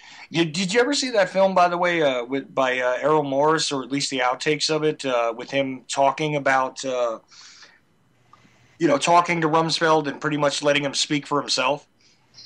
No, what was the name of the film? Well, you know about Errol Morris and the fog of war and all that kind of stuff. Oh, yeah, right. Okay, well, he actually did a film very recently that it was released where he focuses on Rumsfeld. And although McNamara, who is a guy that I did get the privilege to speak to before he passed away, was somewhat repentant for what he had pulled, and regarding Vietnam and the betrayal of the Kennedy administration's agenda as it was going to be played out before Johnson came into office. If you look at Rumsfeld, though, you want to talk about a guy who has absolutely no remorse for any of the stuff he did. Just seems like, well, look, it's acceptable losses pretty much. I mean, this guy really dealt off of cost-benefit analysis when it came to the power positions he held. And really, you should take a look at that if you want to get a little bit of a bone chill from this guy, because, man, something else. Just another one, right? Another. Put another shrimp on the Barbie, as they say. Because, I mean, I don't know if I can still be shocked at what a bunch of corrupt, arrogant bastards they are. I mean, they are just a bunch of murderous psychopaths. My neighbors always tell me, but if we had no government, there are bad people in the world. And my answer to them is always yes. And they always gravitate towards the government, which has a monopoly on all of this violence. Yeah, there are horrible people in the world, and they all seem to go into government. Yeah, isn't that amazing? Isn't that amazing? They either go into government or they go into high corporate positions where they go through the revolving door back and forth between the government and the plum, corporate job, back to the government, back to the plum corporate job, et cetera, right? Absolutely. Oh, yeah. Well, yeah, that's the interesting thing. I really like those spider web diagrams that show you like who worked where and how they're connected. I really, really like them. There was a good website, and the name escapes me at the moment. But the thing that really just helped pull back the curtains even further was when I realized that every single regulatory agency, whether it's the really obscure ones like the Commodities Futures Trade Commission, the CFTC, or the well-known ones like the SEC, the FDA, or the FCC, all of these people have worked at or were underlings or were very closely related to the companies that they're supposed to actually be regulating, which really kind of exposes the corporate oligarchy that exists. And the best example, the easiest one perhaps, is to look at the FCC. There's a reason. There's a reason that we're now down to 5 companies. Once this Universe or this Comcast merger is approved with Time Warner, we'll be down to one hand. You can count on the companies that own 97% of what you read, see, and hear. Right? Right. And if you look at all of these people, the really pretty girl that used to work for Rockefeller, I can't remember her name, she's on the FCC commission, and the rest of them, we're all attached at some time or another, Comcast, Disney, Viacom, Clear Channel. They all worked for or lobbied for on K Street for the very companies they're now supposed to oversee. It's absurd. Exactly, and this speaks to the complete absurdity of any sort of thought process that involves a free press existing in this country at this point in time. I was thinking over a case recently that judge said, "Oh boy, and this is going to be a little bit annoying. Let's just say for Georgia and all." For whatever your kids post on their Facebook and all, their parents are liable for it. Like with the recent judge, hopefully. It's like with the recent court rulings with some things I've seen lately. That is one of the many things I've seen. Well, the individual is still liable. Meanwhile, the corporate entity is insulated by so many layers. Even though corporations are people, let's not forget. So they have the same rights. Oh man, isn't it such a bunch of?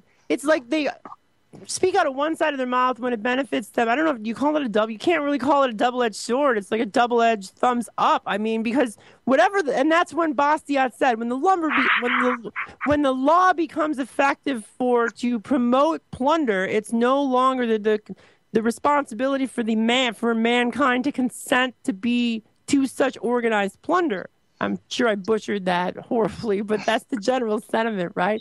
Yeah. Because look at the Aereo case. If you're familiar with the Aereo case that came down, they were basically renting people a antenna on top of their building, and then you could watch broadcast television on your fondling device of choice. And the FCC said, nope, you're violating copyright. And Aereo said, but wait a minute, this is all through your FCC public airwaves. So how can we be violating copyright if this is going over the public's airwaves? And the Supreme Court said, yes, shut up and get out of here. Sorry. Yeah, right. You're shut down. Goodbye. Yeah, there is more to that after. I've seen a lot with that, and there may be round 2 coming up with that too. When it comes to the TTP and all with that, that's a real nut of a job. If you ever wanted to look into that slab. Oh, well, there are so many rabbit holes that you start to look, and then you end up with like a note. You end up with a notebook full of notes. Yeah. As you've investigated something, you're like, wow, I really am becoming the crazy Woody Harrelson character out of 2012. The TTP in itself would be worth like 3 hours worth of chat. I'm sure. Yeah, let's say it deals with anything environmental, anything political, and your health. Is that the Trans-Pacific Partnership you're referring to, the TPP? Yes, there's that, and then the European version too, where the Europeans can dump their nuclear back on us. Awesome. It's like what the fuck? No, usually with those shitheads. Well, it's all a giant game of musical chairs and revolving doors, and meanwhile we're the victims at the end of the day, because we have to endure the fallout from all this nonsense. Thinking of all that fallout that's still in California from the '60s. Sheesh. Yeah, well, that's a whole other issue, and unfortunately, we're down to like the last 8 minutes or so here. Look, Hecty, I'm going to let you go, man, but I really appreciate you calling in. Thanks. Sorry. Anyway, so Allison. Right on. It is interesting to watch the incestuous relationships between the corporation and the government. This is why the idea of a representative republic, in my mind, has very much become the theater of the absurd. I don't know if you remember what that means. A lot of people don't, but when they bring it up, it was how would you codify that exactly? Because it just seems to me that's the most appropriate thing at this point, to look at the behavior of the government, the corporation, and the silent acquiescence of the majority of the population to it all. It just seems to me to be a giant open air theater of the absurd. Well, it is. The thing that provides solace to me is that I'm a nerd and I love to read, and probably the greatest explanation of man's continual touching the electrified cheese is to read the letters between John Adams and Abigail Adams. And really it's kind of the same thing as he experienced then. There's 1/3. He wrote to Abigail during the First Continental Congress, and he said, Abby, there is one that is too timid, 1/3 too timid, 1/3 Tory, and 1/3 true blue. So you basically had 66% of the population that was so not ready to secede from Great Britain. And I think that's kind of the same situation that we have now as to why the destruction of representative Republican forms of government, because you've got 2/3 of the population that are unfortunately either subjects to the state directly and they benefit as cows, whether it's on a transfer payment or their family is somehow connected working in government. And then you have the other third that just doesn't even pay any attention whatsoever. So thus, it's very easy to distract them with bread and circuses. Well, yeah, and this is precisely what a whole lot of this stuff is out there at this point. The mainstream, the alphabet soup, the now soon to be five corporations, which will control the flow of the mainstream information. But thankfully, this is why we're doing the kind of stuff that we're doing. And once more, I want to say to everybody who's listening, thanks again for tuning in. Really appreciate your indulgence in this discussion because I think it's definitely a valuable thing to listen to, especially if you're not already having these discussions yourself. Who knows? Maybe we'll spark a thought somewhere, and bring a few more people away from those 2/3 that probably can't be reached whatsoever. And I think that which John Adams wrote then is still quite apropos now. But that's not speaking for our circle of friends, let's just say. Right. No, present company excluded. And that was John writing to Abby home from the Continental Congress, but his much more rowdy cousin Sam, who was a dirty hellion who stood up on bar tables and screamed constantly, he was known for saying, it doesn't take a majority of the people to prevail. It takes a tireless, irate minority, keen on setting brush fires in the mind in order to prevail. And I think that's kind of the same. It's the same situation.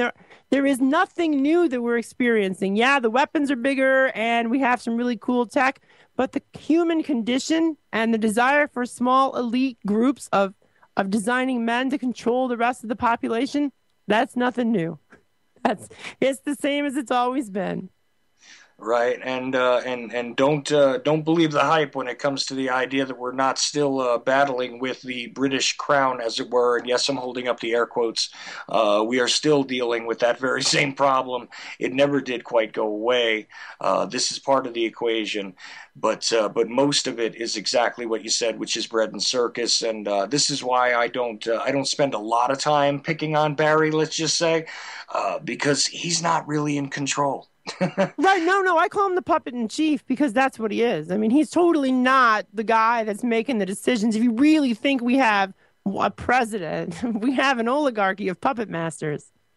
Right, exactly. And I knew you agreed with me on that as well, but I just figured I would throw it out there. Right on. And look, I really want to thank you for joining me once again, and tell you that I'll be happy to have a more focused conversation one night if you want. But I just wanted to sort of generally kind of flip through a bunch of things, and hey, it was a quick 2 hours for me anyway. Yeah, no, same here. I am so thankful to be on the show, and this is how I spent my teenage years, like sipping coffee in Denny's and having these enormous conversations with people who I didn't really know at first, but we became this huge, awesome group. And so since I was 14 years old, I was enthralled with the great conversation and the challenge of the big idea. And I love what we're doing, and I'm very thankful that you had me on the show. And yeah, 2 hours went by really quick. That's exactly it. And I want to encourage every single person that can hear the sound of my voice. Listen, you can't just rely on the surrogate life that you have decided to construct in your electronic devices. You have to interact with the world around you, but you must do it with your eyes open. Okay, this is the thing. I don't want you to believe anything that I say. I don't want you to believe anything Allison says. I want you to think for yourselves. I want you to see for yourselves. And you may find that once your eyes are open, you do agree with a great many of the points that were made here tonight, and as I try to make on every single one of my shows in one way or another. Although some of my methods may be strange, ladies and gentlemen, they are all coming from a good place. I would like to see every single human being not have to deal with the bondage, the free-range slavery, the absolute need to submit to the international banking system, the military-industrial complex, the prison-industrial complex, the pharmaceutical-industrial complex, and on and on and on. And never forget that even Ike, who was giving us that farewell speech, who explained that we should never give in to that military-industrial complex, one of the words which was edited away from the original speech was the military-industrial intelligence complex, because even Eisenhower, who seemed to be a hands-off guy who was playing golf and everything else, although don't think he didn't get his hands dirty, baby, he did. The thing is, this guy was warning all of us that we were going to be living in the situation that we do now. And I state to every single person that if you're not refusing and resisting, then you are cooperating. And it is time to unplug from that as best you can. And it doesn't have to be done overnight. This entire situation was erected around us in an incremental fashion over a great deal of time. Don't expect the revolution to happen tomorrow. But if you begin with your own minds, you prepare your own selves, you will find that that you are a much more capable soldier in your own war for your own souls, for the souls of your children, and the future of the planet in general. So that's my soapbox moment for the evening. Allison, anything you want to add before that bumper kicks in? No, that was pretty damn awesome. That was a pretty awesome summation. I would give you applause if it would come over the microphone without sounding horrible. No, I mean, right on. I mean, we have the tools to withdraw our consent from this corrupt, murderous system. I mean, yeah, go out and check how free you can be, because free is a state of mind. Absolutely. And thanks again to everybody listening. The Ochelli Effect on UCY.tv. I think following me will be Behind the Woodshed with Hal Anthony, the random replay. And I hope everybody has a good night. And I'll see you soon.